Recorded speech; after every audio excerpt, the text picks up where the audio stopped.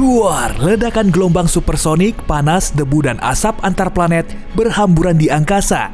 Atmosfer bumi digempur batu kosmik seukuran Everest. Tak lama sebelum itu, batu seberat triliunan ton ini melesat menuju bumi dan kemungkinan melaju sejauh jarak New York ke Anchorage hanya dalam hitungan menit. Bisa kamu tebak nama batu raksasa ini? Asteroid Chicxulub. Kedengaran keren kan?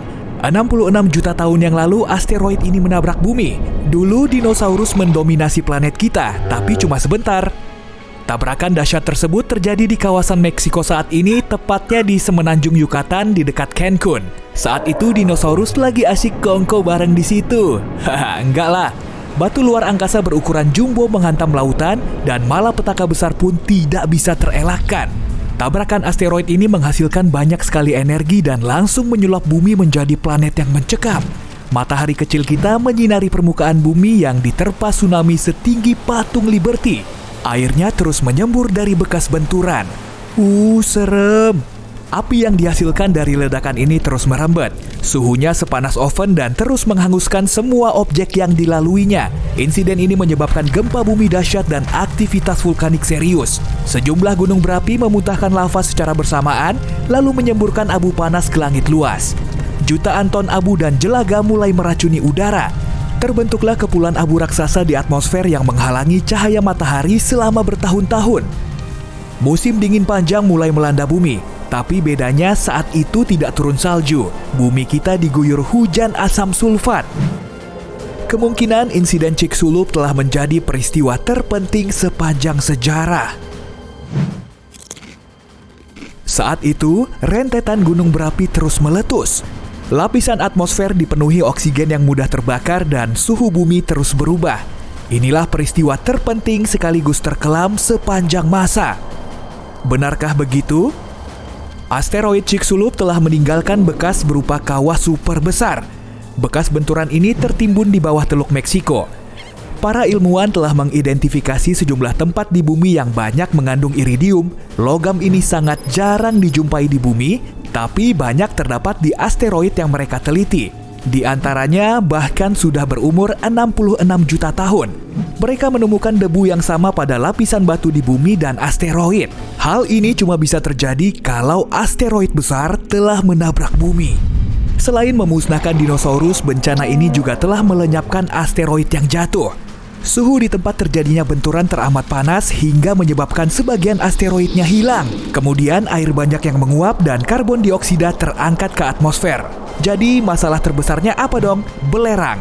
Karena benturan asteroid, belerang kemudian terangkat dan berterbangan di udara. Akibatnya partikel-partikel kecilnya menghalangi cahaya matahari. Tanpa sinar matahari, banyak tumbuhan mulai mati dan akhirnya iklim global menjadi lebih dingin. Panas ekstrim dari benturan asteroid kemudian mengubah batu menjadi kaca. Para ilmuwan menyebutnya sebagai tektit. Energi super dahsyat melontarkan tektit ke angkasa selama beberapa saat sebelum akhirnya jatuh lagi ke bumi.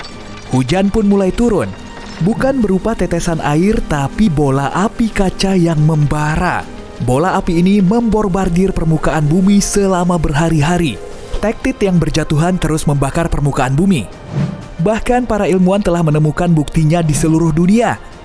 Meski begitu, masih banyak misteri terkait zaman ini yang belum terkuak. Sebagian ilmuwan tidak menggolongkan Chicxulub sebagai asteroid. Ya, mungkin cuma komet aja. Bahan utama asteroid terdiri dari batu dan logam. Bentuknya seringkali menyerupai kentang.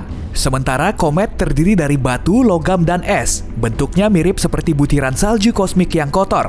Di dalamnya juga terdapat amonia, metana, dan karbon dioksida. Komet biasanya berasal dari awan Oort. Awan besar ini terbuat dari es dan puing-puing di sekitar tata surya. Komet terus-terusan terlepas dari kelompoknya lalu melesat menuju matahari. Menurut para ilmuwan, komet tak biasa ini melewati Jupiter. Akibatnya, gravitasi si raksasa gas semakin mempercepat laju komet yang mulai bergerak menuju matahari. Lapisan luar komet yang berupa es mulai menguap, serta melepaskan banyak debu dan gas. Inilah yang membuat komet kelihatan seperti punya ekor. Kemudian, gravitasi matahari menghancurkan komet. Salah satu serpihannya terbang di ruang angkasa, lalu jatuh ke bumi 66 juta tahun yang lalu. Jadi asteroid atau komet nih yang saat itu jatuh? Sebetulnya kita nggak tahu pasti. Yang jelas, bumi kita memang lagi ketiban apes karena berada di lintasannya. Malapetaka ini memusnahkan 75% kehidupan di bumi. Dan untungnya beberapa hewan laut seperti buaya, penyu, dan ikan berhasil selamat dari benturan ini. Hewan darat yang berhasil bertahan pun maksimal cuma sebesar rakun di zaman now, termasuk dinosaurus tertentu dan leluhur burung purba. Menurut para peneliti, hewan-hewan ini bisa bertahan karena dua alasan. Setelah tabrakan besar itu, pepohonan perlu waktu lama untuk mulai tumbuh kembali sehingga banyak hewan mulai mati. Sedangkan hewan yang masih hidup harus berjuang mencari makanan yang makin langka. Spesies dinosaurus ini punya paruh yang bisa dipakai untuk mengupas kacang dan menggali biji dari tanah. Begitulah si dino ini bertahan hidup. Hewan-hewan yang beruntung kala itu juga punya otak yang lebih besar. Menurut pendapat sebagian orang, beberapa juga saling bekerja sama dan cepat beradaptasi dengan kondisi baru. Sejumlah spesies jamur juga bertahan karena hidup di bawah tanah dan di bawah air. Kegelapan perlahan memudar, lalu disusul dengan tumbuhan pakis yang mulai bermunculan. Setelah beberapa ribu tahun, hutan mulai muncul kembali. Semua hewan yang bisa bertahan hidup berukuran kecil dan kurang menarik perhatian. Tempat hidupnya ada di lubang sehingga bisa terhindar dari abu panas. Sebelum terjadinya tabrakan, mamalia hidup dalam bayang-bayang dinosaurus. Tapi setelah dinosaurus punah, keadaannya berubah. Mamalia mulai mendominasi kehidupan di darat. Oke, flashback lagi ke peristiwa tabrakan asteroid tadi. Ternyata bukan ukuran asteroid yang membuat peristiwa ini begitu dahsyat, tapi sudut benturannya. Kalau sudutnya berlainan, dinosaurus bisa saja selamat dari bencana ini. Lalu akan kelihatan seperti apa ya persisnya? Oke, mundur lagi ke masa lalu. Duh, gawat, ada asteroid besar menuju bumi. Ternyata meleset. Setiap hari, banyak terjadi gempa, tsunami, dan erupsi gunung berapi. Tapi dinosaurus tetap bertahan. Itu bukan masalah besar. Beberapa juta tahun kemudian, sebagian besar kadal kuno ini sudah berubah rupa. Karena zaman es, banyak dinosaurus juga punya bulu untuk melindunginya dari udara dingin. Mamalia juga ada, tapi sangat sedikit. Banyak kelelawar hidup di gua. Hewan pengerat seukuran tikus got hidup di hutan. Siang harinya digunakan untuk bersembunyi di semak belukar atau liang, kemudian malam harinya untuk mencari makanan. Nggak ada kuda, gajah, atau mamalia besar lainnya. Jelas saja ukuran tubuhnya sangat cocok dijadikan sebagai mangsa saat bumi dipenuhi reptil ganas bertaring besar. Di laut pun nggak ada paus. Burung betet, elang, dan merpati juga nggak kelihatan.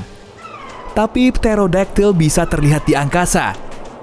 Ada yang seukuran helikopter dan ada juga yang maksimum cuma sebesar angsa. Primata juga banyak dan masih sangat senang hidup di atas pohon.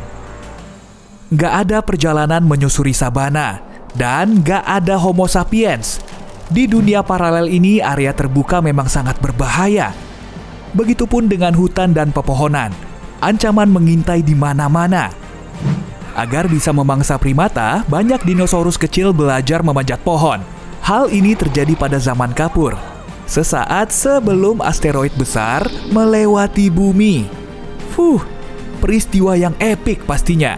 Dinosaurus pun berubah jadi lebih bijak setelah asteroid cuma melewati bumi. Beberapa bahkan bisa secerdas ayam di zaman modern. Otak besar perlu banyak energi dan gak selalu jadi strategi ampuh untuk bertahan hidup. Yang lebih aman justru punya otak kecil dan terus menumbuhkan gigi yang lebih besar dan runcing.